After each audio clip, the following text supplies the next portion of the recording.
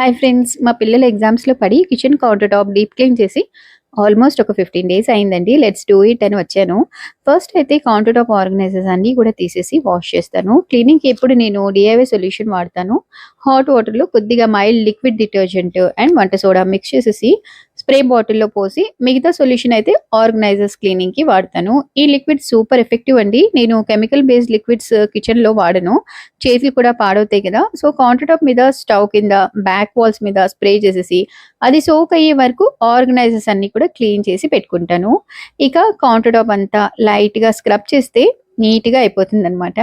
Counter top ఎంత క్లీన్‌గా ఉంటే నా మూడ్ అయితే అంత ఫ్రెష్‌గా ఉంటుంది. హ్యాపీగా కుకింగ్ చేయాలనిపిస్తుందనమాట. ఇలా సొల్యూషన్‌తో క్లీన్ చేసి చూడండి. చిన్న కాక్రోచెస్ గానీ, బాక్టీరియా గానీ ఏమీ ఉండదనమాట. నీట్‌గా అయిపోతుంది కిచెన్ అయితే. నెయిల్ పాలిష్ రిమూవర్ ప్యాడ్స్‌తో స్విచ్ బోర్డ్స్ అయితే క్లీన్ చేస్తున్నానండి. ఈ ఐడియా నాకు ఒక సబ్‌స్క్రైబర్ ఇచ్చారు. థాంక్ యూ సో మచ్ అండి. It worked well. అన్ని కంటైనర్స్ ఒకేసారి క్లీన్ చేసుకోవడానికి టైం, ఓపిక లేనప్పుడు ఇలా వాటి లిడ్స్ అయితే నీట్‌గా తుడిచిపెట్టుకుంటాను. ఫైనల్లీ అన్నీ ఆర్గనైజ్ చేస్తున్నాను. ఉప్పు, పసుపు, కారం ఉప్పు, పసుపు మధ్యలో కారం పెట్టమని ఇంకొక సబ్‌స్క్రైబర్ సలహా ఇచ్చారు. అదే పాటిస్తున్నాననమాట. థాంక్ యూ సో మచ్ అండి. మీ అందరికీ ఇలాగే మంచి సజెషన్స్ ఇస్తూ ఉండండి. మంచి కంటెంట్‌తో వీడియోస్ చేస్తూ ఉంటాను.